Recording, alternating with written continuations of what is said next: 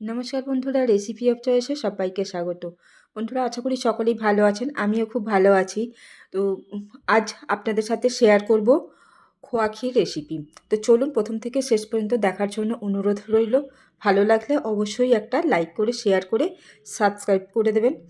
তো আমি এখানে 1/2 লিটার দুধ নিয়েছি, 500 ml দুধ নিয়েছি। দুধটা কড়ার মধ্যে দিয়ে দিয়েছি। প্রথমে দুধটা অল্প একটু গরম হলে 2 হাতা দুধ আমি একটা বাটির মধ্যে তুলে নেব। আর দুধ যতক্ষণ না ভালোভাবে ফুটে উঠছে ততক্ষণ কিন্তু এটা আমি হাই ফ্লেমে দুধটাকে গরম করব। 2 হাতা দুধ আমি বাটির মধ্যে নিয়ে নিচ্ছি। আর এই যে বাটির মধ্যে দুধটা তুলে নিচ্ছি, এর মধ্যে কিন্তু আমি গুঁড়ো দুধ মিশিয়ে নেব। দুধ যতক্ষণ না ফুটে উঠছে ততক্ষণ কিন্তু এইভাবে অনবরত হাতা দিয়ে নাড়াচাড়া করতে হবে, নাড়তে হবে। তো ফুটে উঠলে তারপর ওভেনের আঁচটা একেবারে লোতে রেখে দিতে হবে, দিয়ে এটাকে ফুটিয়ে নিতে হবে। তো বাটির মধ্যে যে 2 হাতা দুধ তুলে নিয়েছি তার মধ্যে আমি প্রথমে 2 টেবিল চামচ গুঁড়ো দুধ মিশিয়ে নিচ্ছি। ভালোভাবে এটাকে মিশিয়ে নিয়ে তারপরে আরও 2 টেবিল চামচ দুধ এর মধ্যে মিশিয়ে নেব। আর ওদিকে দুধটা বারে বারে নাড়তে থাকবো। এটাকে ফুটিয়ে ফুটিয়ে একেবারে একটুখানি করে নেবে, চচ্চড়ি করে নিতে হবে, তবে খোয়া ক্ষীরটা তৈরি হবে। আরও 2 টেবিল চামচ দুধ এর মধ্যে নিয়ে নিলাম। মোট 4 টেবিল চামচ দুধ আমি এখানে নিয়ে নিয়েছি। আর এদিকে দুধটা অনবরত নাড়াচাড়া করছি। এইভাবে অনবরত এটাকে নাড়তে হবে, নয়তো ওটা কড়ায় আটকে যাবে, পুড়ে যাবে। বারে বারে এভাবে নাড়াচাড়া করতে হবে। অবশ্যই ওভেনের আঁচ একেবারে লোতে রাখতে হবে। আর কড়ার গায়ে চারপাশে যে স্তরটা পড়ে যাবে সেটাকেও কিন্তু বারে বারে ছেঁচে নিতে হবে।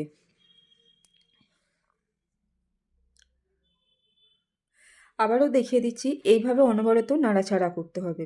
আর এটা কিন্তু অবশ্যই ননস্টিক প্যান বা কড়া নিলে তাহলে কিন্তু এটা তৈরি করা খুবই সুবিধে। আর সিলভার কড়া হলে তলা ভারী কড়া নিতে হবে, নাহলে কিন্তু এটা ঠিকঠাক তৈরি করা যায় না, ধরে যায় বা পুড়ে যায়।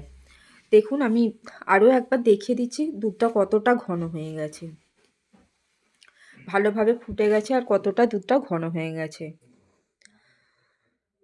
এটা সমানে এটাকে নাড়াচাড়া করতে হবে, বেশ খানিকটা সময় নিয়ে এটাকে তৈরি করতে হবে। দেখুন দুধটা কতটা ঘন হয়ে গেছে। ওভেনের আঁচটা অবশ্যই কিন্তু মাথায় রাখতে হবে, একেবারে লোতে রাখতে হবে ওভেনের আঁচটা। দেখুন আমি আরও একবার দেখিয়ে দিচ্ছি আপনাদেরকে আরও কতটা ঘন হয়ে গেছে। এইভাবে এটাকে কিন্তু একেবারে আমি একটুখানি করে নেব, একেবারে চচ্চড়ি করে নিতে হবে। তো আরও একবার আমি দেখিয়ে দিচ্ছি কতটা শুকনো করে নিতে হবে এটাকে।